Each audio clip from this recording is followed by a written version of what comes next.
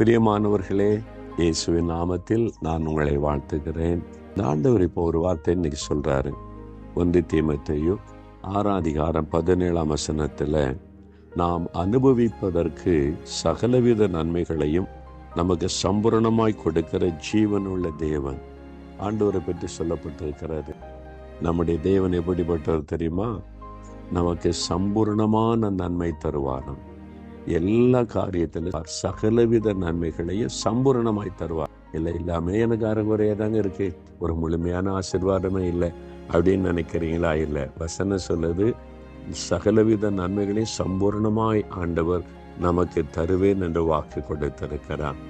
அது எப்படி தர்றாராம்? எதுக்காக தருகிறாராம்? நாம் அனுபவிப்பதற்காக. சிலருக்கு ஆண்டவர் ஆசீர்வாதம் கொடுத்தால் அனுபவிக்க தெரியாது.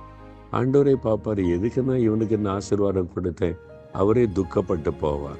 அப்போ அனுபவிக்கவும் நமக்கு தெரியணும். நம்ம இந்த உலகத்திலையும் அனுபவிக்கத்தான் ஆண்டவர் தந்திருக்கிறார். அதனால் அப்போ ஆண்டவர் அனுபவிக்க சொல்லியிருக்கிறாருப்பா. ஜாலியாக வாங்க, சினிமாவுக்கு போகலாம், குடிக்கலாம், வெறிக்கலாம், கிளம்ப போகலான்னு சொல்லி உலக மக்களை போல அனுபவிப்பதற்கு அல்ல. நாம் தேவ பிள்ளைகள், கர்த்தருக்கு பயந்து கர்த்தருக்கு பிரியமானபடி தான் உலகத்தை அனுபவிக்கணும். தேவனுடைய பிள்ளைகளாக கர்த்தருக்கு பிரியமில்லாத காரியத்தை செய்து விடாதபடி கவனமா நம்ம அனுபவிக்கணும். தேவனுடைய சித்தத்தின்படி அனுபவிக்க இந்த காரியத்துல சந்தோஷமா நல்லா அனுபவிக்கணும். அதுதான் ஆண்டவர் விரும்புகிறார். நல்லா சாப்பிடுங்க, நல்லா உடுத்துங்க, நல்லா இருங்க, உங்க குடும்பத்துல மகிழ்ச்சியா இருங்க. கர்த்தருக்கு கொடுக்கணும். தேவனுடைய ராஜ்யத்துக்கு செலவு பண்ணிட்டு நல்லா நீங்க அனுபவிக்கணும். ஆண்டவருக்கு ஒண்ணுமே கொடுக்காம நான் மட்டும் அனுபவிக்கணும்னு நினைச்சீங்கன்னா அது பாவமாகிவிடும். முதலாவது தேவனுடைய ராஜ்யம், அவருடைய காரியத்துக்கு.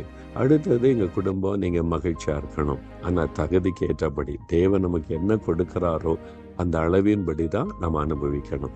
அதனால இந்த வசனத்தினுடைய சரியான அர்த்தத்தை விளங்கி கொண்டு தேவன் நமக்கு கொடுக்கிறத நம்ம சந்தோஷமா குடும்பமா அனுபவிப்பதற்கு, நம்ம மகிழ்ச்சியா சந்தோஷமா இருக்கிறது தான் கர்த்தர் விரும்புகிறார்.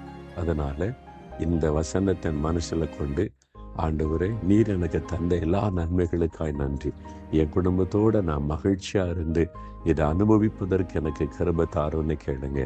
தகப்பனே, நாங்கள் அனுபவிப்பதற்கு சகலவிதமான நன்மைகளை எங்களுக்கு சம்பூரணமாய் தருகிற தேவனுக்கு ஸ்தோத்திரம் அப்பா. இதோ உம்முடைய பிள்ளைகள் மகிழ்ந்திருக்க, குடும்பமாய் சந்தோஷமாய் இருக்க, நல்ல உணவு உண்டு, நல்ல உடுத்தி மகிழ்ச்சியாய் சம்பரமாய் வாழ்ந்திருக்க, அவங்க மகிழ்ச்சியோடு வாழ்ந்திருக்க கிருபை கொடுத்து நடத்தும். நீரப்படி ஆசீர்வதிக்கிற அன்பிற்காக உமக்கு ஸ்தோத்திரம். இயேசுவின் நாமத்தில் ஜெபிக்கிறோம் பிதாவே. ஆமென், ஆமென்.